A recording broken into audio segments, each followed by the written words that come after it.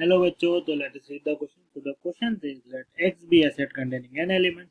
If two subsets A and B of X are picked at random, the probability of A and B having the same number of elements 2n Cn divided by 2 power 2n 1 upon 2n Cn 1 into 3 into 5 up to 2 power 2n minus 1 divided by 2 power n into n factorial 3 power n divided by 4 power n. तो अब हम कुछ की concept देखते हैं जिसको solve करने में हम यूज करेंगे.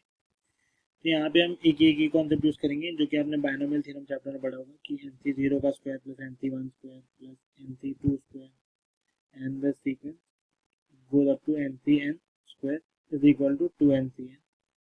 और एक और आपको यहाँ पे कॉन्सेप्ट पता होना चाहिए कि अगर आपके पास x कोई एक सेट है जिसमें n एलिमेंट्स हैं, तो जो इसके जो नंबर ऑफ सबसेट्स होंगे they would be 2 power n.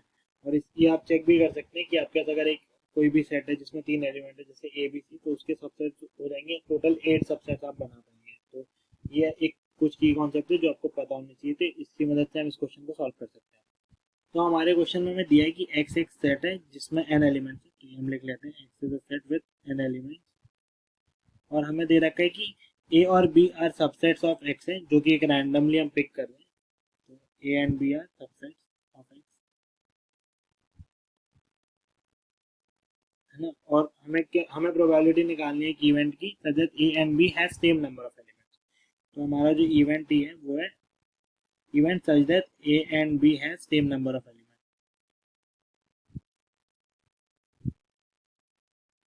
तो अब अगर हम इस इवेंट की प्रोबेबिलिटी निकालें तो probability of event E would be what, जो भी आपका इवेंट की वेज होंगी divided by number of total ways. तो नंबर ऑफ टोटल वेज तो हो जाएंगी सब नंबर ऑफ सबसेट, कोई भी एक एलिमेंट n है तो उससे आप टोटल 2 पावर n सबसेट निकाल सकते हैं. तो 2 पावर n सबसेट्स होंगे हमारे a के और 2 पावर n सबसेट्स होंगे हमारे b के. तो ये आपका ये डिनोमिनेटर में तो 2 पावर 2n आ जाएगा क्योंकि a और b दोनों के सबसेट्स टोटल अब 2 पावर 2n सबसेट्स आ सकते हैं. अब हम a और b के उन सबसेट्स को ढूंढने की वेज देखते हैं जिसमें उनका नंबर ऑफ एलिमेंट सेम है. तो ये कुछ इस तरीके से जाएगा कि आपके पास ए में 0 एलिमेंट्स है, ए में 0 एलिमेंट्स होने की यानी ए में अब हम जो ए का सबसेट बना रहे हैं उसके लिए हम एन सी जीरो वेज में चूज कर सकते हैं 0 एलिमेंट्स. और सिमिलरली बी के लिए भी आप एन सी जीरो वेज में चूज कर सकते हो. तो अब आपका ए और बी ऐसे सेट बन जाएंगे जिन दोनों में 0 एलिमेंट. सिमिलरली अब अगर समझो ए और बी में 1 एलिमेंट है तो एन सी वन वे में मैंने एक एलिमेंट चूज कर लिया ए के लिए और एन सी वन वे में मैंने एक एलिमेंट चूज कर लिया बी के लिए. तो ये फिर से वही केस हो जाएगा जो हमें चाहिए कि ए और बी दोनों में सेम नंबर एलिमेंट है. और सिमिलरली इसी तरीके से जब ए और बी दोनों में ए में जब एन एलिमेंट्स है तो एन सी एन वे में ए के एन एलिमेंट्स को चूज कर सकते हैं. सिमिलरली अब बी में एन एलिमेंट्स है तो एन सी एन वे में हम बी के एलिमेंट चूज कर सकते हैं. तो इस तरीके से हमारे इवेंट की वेज हमने लिख ली.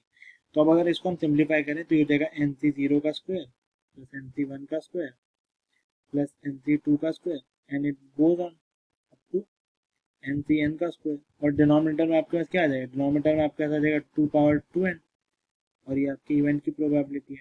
तो इसको हम सिंप्लीफाइड वे में लिख दें तो हमारे पास आ जाएगा probability of event is what it is. ये जो सीक्वेंस इसका समेशन आता है 2ncn, ये भी हमने की कॉन्सेप्ट में देखा था, डिवाइडेड बाय 2 पावर 2n. तो यही आपका फाइनल आंसर है, ये आपकी प्रोबेबिलिटी हो जाएगी of the required event. So now let us match this with the option. So we can see that कि clearly match हो रहा है option A. Thus the final answer for this given question is option A. I hope you have understood the solution well. Best of luck. Thank you.